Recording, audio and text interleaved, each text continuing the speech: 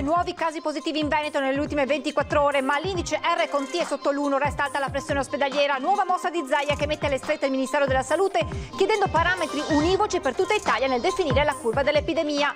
Spostamenti tra comuni a Natale, Conte conferma l'apertura alle modifiche, lasciando però un messaggio alle forze politiche: possibili deroghe, ma il Parlamento deve assumersene la responsabilità. Allo stadio Menti di Vicenza, allestita sul campo da gioco la camera ardente per la salma di Paolo Rossi, giunta oggi in città, oltre 1500 persone in fila per l'addio, domani i funerali. Rogo nella sede distaccata dell'azienda di rifiuti Contarina di Treviso, distrutti 4 mezzi per lo spaccio del verde pubblico e numerosa attrezzatura, compromessi anche 3 veicoli della protezione civile, indagini in corso. Dai giocattoli ai cosmetici all'abbigliamento, maxi sequestro di prodotti cinesi pericolosi da parte della Guardia di Finanza di Treviso, che ha anche denunciato 31 persone. Emergenza maltempo in esaurimento in montagna, ma restano criticità pesanti per il territorio ferito. Linee elettriche ripristinate in Alto Agordino, Veneto Strade studia la riapertura della strada per Zoldo.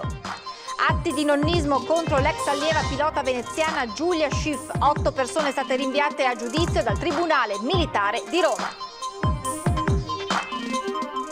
Buonasera e ben ritrovati con l'edizione regionale dei telegiornali di Antenna 3. Apriamo subito dando uno sguardo al bollettino di Azienda Zero per quanto riguarda i positivi nella nostra regione. Nelle ultime ore rispetto al bollettino della mattinata sono 2.344 i nuovi positivi. Complessivamente però in Veneto si supera ampiamente la soglia dei 4.000 contagiati. Infatti sono 4.419 le persone risultate positive nella nostra regione nelle ultime 24 ore. Per quanto riguarda poi la situazione negli ospedali, 2.809 le persone ricoverate in area non critica, 375 invece in terapia intensiva. E arriva una nuova mossa della regione sul fronte Covid che mette alle strette governo e Istituto Superiore di Sanità, chiedendo parametri univoci per tutta Italia nel definire la curva dell'epidemia. Il tema della valutazione che deve fare l'Istituto Superiore della Sanità, a nostro avviso, è quello di una valutazione con dati omogenei. Cioè, nessuno fa delle illegalità o degli illeciti, ognuno sceglie il suo piano di sanità pubblica. Però non puoi paragonare la Ferrari con una 500. La metafora è servita ed è con questa che Zaia annuncia la nuova mossa della regione, ovvero la lettera firmata dalla direttrice della prevenzione Francesca Russo indirizzata a Ministero e Istituto Superiore di Sanità, con cui il Veneto chiede una volta per tutte criteri uniformi per il monitoraggio dell'epidemia. Basta quindi questa la richiesta, con dati assoluti che non tengono conto dei singoli piani di sanità pubblica. L'incidenza dei positivi per Venezia deve prendere in considerazione il totale dei test molecolari e di quelli rapidi. Ci sono anche un po' delle discrepanze rispetto ai dati che vengono pubblicati, che considerano solo i molecolari, e invece i dati che al momento vengono mandati da alcune regioni che hanno sia il numero dei rapidi che il numero dei molecolari. Concetto che Zaia ribadisce tornando alla metafora di partenza, quella del Veneto Ferrari d'Italia. Non c'è nessuno in Italia che fa tutti i test rapidi che facciamo noi. E quindi anche la mole, la macchina dei test è impressionante, tant'è vero che noi facciamo numeri che alcune regioni riescono a fare in una settimana quello che noi facciamo in un giorno. Sullo sfondo il dilemma di ogni venerdì con l'attribuzione di fascia e il dibattito sull'indice principale, l'R Conti, che si posiziona a 0,92. Vi annuncio già che il nostro R Conti si abbassa ancora, va sotto l'1. Eccolo qui il grafico del nostro R Conti. Resta la pressione sugli ospedali, anche qui a macchia di leopardo, preoccupa per esempio Verona, sorprende Treviso. Treviso, fra l'altro, la provincia che scende di più in questo momento, se vi interessa, è quella che ha proprio la curva che in questi giorni sta avendo una curva che praticamente è a trampolino sui ricoveri. Attenzione che io non sto assolutamente minimizzando nulla, che sia chiaro, siamo preoccupati.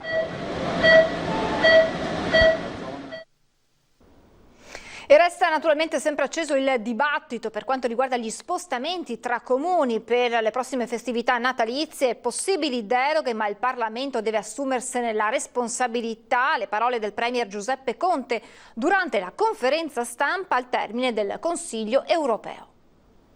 Con molti leader condividiamo il rischio che possa arrivare una terza ondata, quindi noi non possiamo consentire in quei giorni che ci sia occasioni di convivialità tra parenti, amici, conoscenti. Dobbiamo operare, dobbiamo mantenere queste restrizioni. Se poi il Parlamento, però, assumendosene tutta la responsabilità, vuole introdurre qualche eccezione per i comuni più piccoli, che possa avere comunque una logica di mantenimento, consentire una circolazione in un raggio ovviamente chilometrico contenuto per comuni più piccoli, io personalmente l'ho detto, si è aperta una riflessione anche intorno al governo, ci confronteremo anche con gli altri capi di delegazione del governo, ritorneremo su questo punto. Ovviamente il Parlamento è sovrano, perché noi abbiamo mandato in Parlamento un decreto legge, abbiamo cercato di mandarlo un po' in anticipo rispetto alle prossime festività. Certo, non c'è molto tempo, il Parlamento in ogni caso è sovrano. I dati relativi ai controlli anti-Covid: in questa settimana le forze di polizia hanno eseguito 19.655 controlli, a cui sono seguite 214 sanzioni. Invece, per quanto riguarda le attività commerciali, i controlli sono stati 5.200 e le sanzioni appena 10. Nella notizia il sottosegretario all'interno Achille Variati: tutti gli sforzi, dice, devono essere indirizzati verso l'abbattimento della curva dei contagi. Il comportamento, al netto dei divieti dell'ultimo DPCM, devono essere orientati a questo. Un piccolo disagio, conclude Variati, in questi giorni di festa, per evitare dolori più grandi nei primi mesi del 2021. Tamponi prima di andare al ristorante è la proposta dell'Associazione dei commercianti del centro di Padova, che ha inviato il progetto anche a Roma, chiedendo di poter riaprire in sicurezza proprio i ristoranti, ma anche le palestre. Mentre sta per entrare in vigore l'ultima ordinanza regionale che impone la consumazione al bar esclusivamente da seduti a partire dalle 11 del mattino, da Padova arriva la proposta dell'Associazione dei commercianti del centro di istituire un punto tampone in pieno centro storico per effettuare i test rapidi per chi vuole andare al ristorante, fare compere o in palestra anche di sera. Il progetto è stato studiato insieme al medico legale padovano Roberto Rondinelli, che lo ha definito uno strumento di prevenzione attiva. La proposta è già stata spedita alla segreteria del Consiglio dei Ministri e alla Regione Veneto. Noi ci doteremo anche del personale sanitario sufficiente per poter ovviamente avere una fotografia in tempo reale sulle condizioni di salute per ciò che riguarda il Covid-19. Chi vuole andare al ristorante o in palestra in orario serale avrebbe così modo di effettuare il tampone e attestare proprio per quella serata di essere negativo al Covid. Noi come associazione ci accolleremo il costo del personale medico, del personale sanitario. Ci sarà ovviamente un costo da sostenere da parte di chi vorrà venire ad eseguire i tamponi, un costo che sarà attorno ai 5-6 euro e che sarà anche ovviamente per tutti coloro che vorranno avere, come dire, una sorta di convenzione, questo costo sarà scontato dai commercianti o dagli esercenti o dai ristoratori. Chi invece risulta positivo si dovrà mettere in isolamento fiduciario, la sua situazione verrà comunicata alle autorità sanitarie. L'idea è quella di allestire una tenda, una delle sedi proposte è Piazza Garibaldi. Noi siamo pronti con le attrezzature perché ci siamo già dotati di un numero sufficiente di tamponi, abbiamo individuato anche il personale sanitario che ci ha dato ampia disponibilità e ci sarà da chiedere l'occupazione solo pubblico al comune e istituire questa sorta di tenda. E adesso l'addio a Paolo Rossi. Oggi allo stadio Menti di Vicenza è stata allestita sul campo da gioco la Camera Ardente. 1500, oltre 1500 le persone in fila per l'addio. Domani invece sembra a Vicenza i funerali.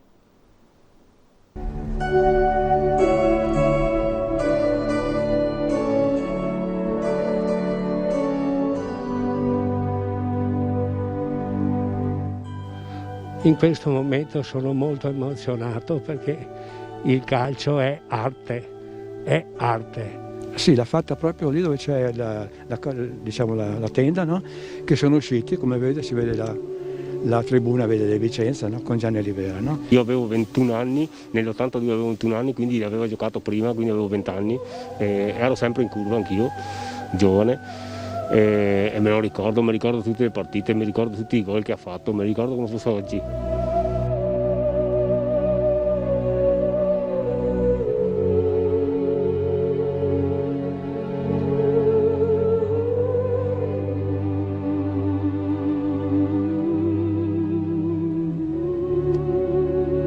Quando si è sposato abbiamo buttato, io e un mio amico Vladimiro di Verona, 5.000 garofani nel cielo di Vicenza con un aereo, con i confetti. Paolo Rossi, io ho visto una delle più belle partite di tutti i tempi, Vicenza-Torino 2-2, che il Torino era un grande Torino con Pulici e Graziani, però il Vicenza aveva Paolo Rossi.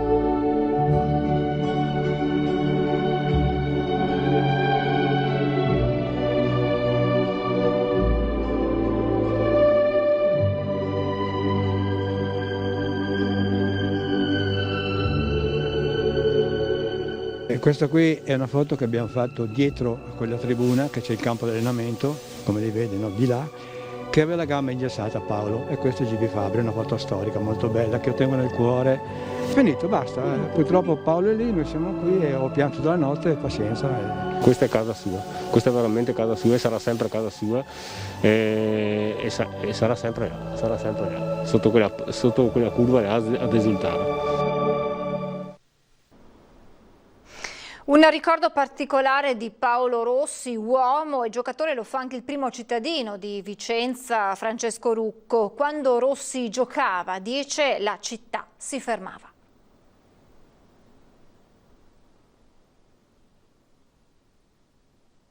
Vogliamo rendere omaggio come città, come provincia a Paolo, quindi oggi con questa Camera Ardente, domani con un funerale che purtroppo le regole Covid che impongono che venga fatto con determinate modalità di messa in sicurezza e quindi sarà purtroppo ristretto. Un campione unico che peraltro non faceva pesare a nessuno il fatto di essere un campione, una persona semplicissima, riservata, che però non negava a nessuno un sorriso, anche un momento di compagnia, di bere un caffè, ovunque tu lo trovassi lui si fermava e chiacchierava, quindi una persona amabile. Perdiamo tanto secondo me. C'è qualche aneddoto che ricorda particolare? Beh, un aneddoto che amiamo ricordare tutti è quando nell'82 venivano chiusi i negozi per le partite della nazionale e fuori dai negozi trovavi scritto, città vuota naturalmente in quel momento, il biglietto, scusate la chiusura ma siamo chiusi perché gioca Paolo Rossi, quindi non giocava la nazionale ma giocava per i vicentini Paolo Rossi. Si ricorda le prime volte che è venuto qui allo stadio Menti? C'era Rossi, c'era Pablito? C'era Pablito, mi portava mio padre nei distinti qui di fronte a noi, erano distinti fatti anche in maniera fisicamente diversa rispetto ad oggi e mi ricordo benissimo che sulle braccia di mio padre, sulle gambe di mio padre vedevo la partita e avevo pochi anni e quindi i ricordi sono sfumati naturalmente, però ricordo tanta gente, quindi tanta gioia perché poi erano anni belli in cui il calcio era bello da vedere e c'erano anche uomini in campo di altri tempi. Siamo alla cronaca. Rogo nella notte nella sede distaccata dell'azienda Rifiuti Contarina di Treviso, dove sono ricoverati i mezzi per lo sfalcio del verde pubblico, macchinari e attrezzature andati distrutti, gravemente danneggiati anche 3 veicoli della Protezione Civile. Indagini ora in corso.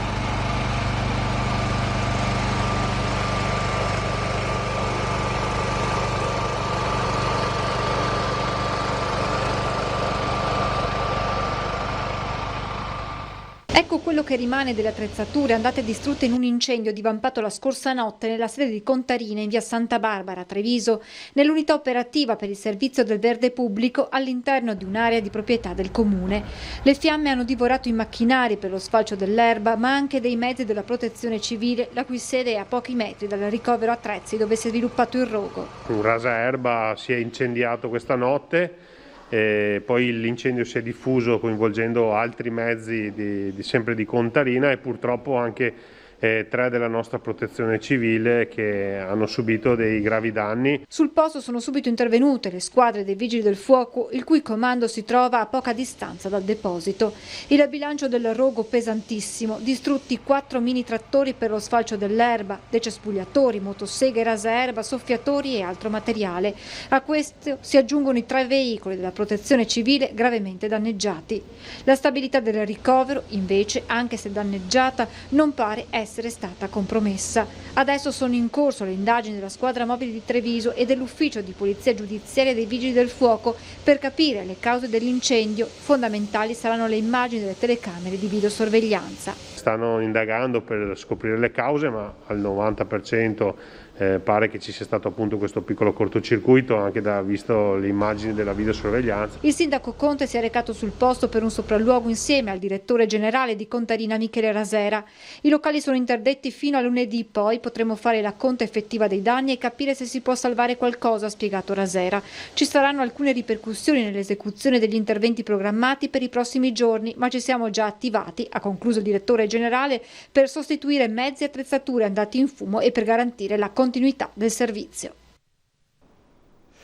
E poi, restando sempre a Treviso, c'è il maxi sequestro di prodotti cinesi pericolosi sequestrati dalla Guardia di Finanza, che ha anche denunciato 31 persone. Articoli elettrici ed elettronici, dispositivi medici, giocattoli, cosmetici, capi d'abbigliamento, casalinghi, prodotti per l'edilizia sono solo alcuni dei 682.722 prodotti pericolosi di fabbricazione cinese sequestrati dalla Guardia di Finanza di Treviso. Il valore commerciale della merce recuperata è di 10 milioni di euro. L'attività investigativa delle Fiamme Gialle, denominata China Market, è stata portata avanti attraverso controlli mirati ai caselli autostradali di Mogliano, Venezia Est e Roncade Meolo, dove ogni anno transitano oltre 5 milioni di veicoli, il 10% dei quali auto articolati provenienti dalla cosiddetta rotta balcanica. L'Europa oramai è diventata un punto d'approdo di merci realizzate in Cina, contraffatte o prive delle dichiarazioni di conformità UE. Successivamente questi prodotti vengono introdotti legalmente in Italia attraverso i valichi di confine con la Slovenia delle province di Trieste, Udine e Gorizia, per poi essere commercializzati nei cosiddetti China Market. Per questo i finanzieri hanno perquisito le sedi di diverse aziende nelle province di Roma, Napoli, Salerno, Bari e Taranto. Il bilancio finale dell'operazione parla anche di 31 persone di nazionalità diverse denunciate per vari reati che vanno dall'introduzione nello Stato di prodotti contraffatti alla frode in commercio, alla posizione di segni industriali mendaci, ricettazione, distribuzione di prodotti pericolosi privi delle certificazioni di conformità e delle garanzie per la sicurezza dei consumatori. L'indagine si inserisce in una più ampia strategia di intervento che il Comando regionale Veneto della Guardia di Finanza sta da tempo portando avanti per intercettare e contrastare una serie di fenomeni illeciti collegati tra loro, messi in atto da cittadini stranieri ai danni dell'economia nazionale e degli operatori rispettosi delle regole del mercato. È il momento di fermarci per la pubblicità, tra poco.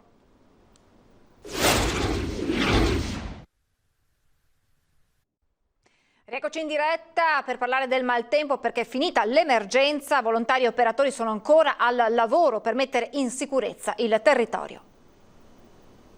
Ci sono volute le guide del soccorso alpino di Belluno per consentire ai tecnici di Enel di mettere in sicurezza la linea di media tensione tra Rabba e Passo Campolongo, uno snodo cruciale per l'Alto Agordino che rifornisce tra gli altri anche il centro meteorologico di Araba e numerosi ripetitori telefonici. Questa è una delle tante task force ancora impegnate in un bellunese letteralmente travolto da uno spesso manto bianco e dove i vigili del fuoco stanno operando ininterrottamente da una settimana. In poco meno di 7 giorni 800 gli interventi a fronte di oltre 1000 chiamate. A monitorare la situazione dall'alto è l'elicottero Drago 81. Drago che continua a sorvolare tutte le aree a rischio valanghe, in particolare quelle spogliate dagli alberi dopo Vaia. Ruspe, pale e mini escavatori sono arrivati dai comandi di Verona, Padova, Treviso e Udine. Vigili volontari continuano a garantire il trasporto di generatori per l'energia elettrica in Val di Zoldo, isolata dalla frana caduta sulla strada principale, arteria sulla quale sta operando senza sosta Veneto Strade, che si dà una precisa tempistica. Riusciremo a liberare la strada con un'unica corsia, spero prima di Natale, è quello che vogliamo fare, e poi andremo anche verso fine gennaio perché sono per riaprire la strada in sicurezza, perché sono necessari importanti interventi sul versante di frana. L'emergenza quindi è finita solo formalmente, resta un territorio da rimettere ancora una volta in piedi.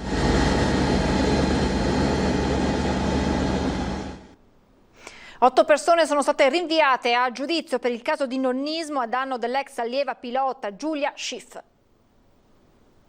Il Tribunale Militare di Roma ha rinviato a giudizio 8 sergenti del 70° stormo dell'Aeronautica di Latina per il caso di nonnismo denunciato dall'ex allieva ufficiale Giulia Schiff, la 21enne di Mira, che aveva documentato in un video il rito di iniziazione al quale sarebbe stata sottoposta dai colleghi del corso allievi ufficiali di complemento per diventare pilota di jet. Il processo è stato fissato per il prossimo 9 marzo davanti al Tribunale Militare della Capitale. L'accusa è di concorso in lesione personale e ingiuria. Un'ultimissima notizia, la vicepresidente assessore alle infrastrutture e trasporti della Regione del Veneto Elisa De Berti inaugurerà domenica 13 dicembre le nuove linee ferroviarie elettrificate Padova-Montebelluna e Bassano del Grappa-Padova. Con questa notizia termina questa edizione del nostro telegiornale, vi lascio le previsioni del tempo, grazie per essere stati con noi e buona serata.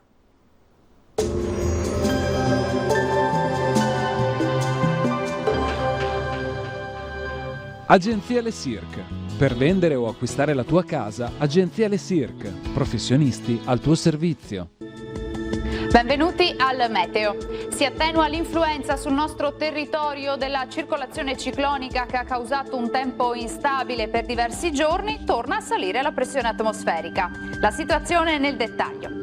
Sul Veneto nella giornata di sabato 12 dicembre il cielo risulterà molto nuvoloso con copertura più compatta a inizio giornata e con maggiori schiarite soleggiate invece in seguito, salvo in alcune zone di pianura dove potrebbero persistere nubi basse e anche foschie. Temperature minime tra lo 0 e i 3 gradi, valori massimi compresi invece tra i 5 e gli 8 gradi all'incirca. Ci spostiamo ora sul Friuli Venezia Giulia, anche qui cielo coperto in mattinata, addensamenti però in dissolvimento con il passare delle ore e con più sole. Temperature minime tra 2 e 5 gradi, massime sui 7-10 gradi. Uno sguardo infine alla situazione del Trentino Alto Adige, nubi basse e nebbie, localmente saranno anche fitte, qualche raggio di sole invece a partire dal pomeriggio. Temperature minime intorno allo 0, massime sui 4-5 gradi. Dal meteo di Antenna 3 per ora è tutto, grazie per l'attenzione e arrivederci.